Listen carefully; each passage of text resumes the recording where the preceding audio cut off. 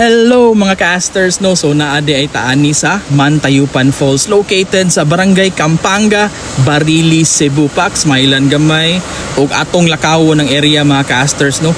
Medyo daghan-daghan na ginigtaw aning orasa mga casters. Naana ni siya sa mga around 11 to 12 no. So gutom na kaayo, wa patay pamahaw, wa pagitay paniudto no. So nagtanaw-tanaw ta sa mga tao ug sa palibot ani mga casters.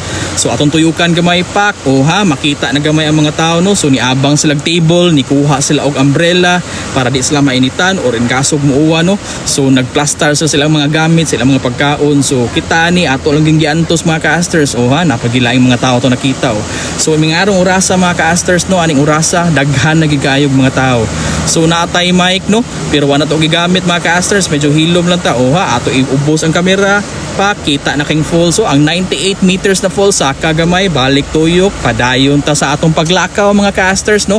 So makita sa kamera o na-capture sa atong kamera na naay mga tiny droplets sa mga tubig mga casters due to the waterfall. So mao ni siya ang pinakataas na falls diri sa Cebu mga casters no. So naka BMW pag ito mura ra ba jud og naatay motor na BMW pero wa gyud sanina ra gyud na siya mga casters.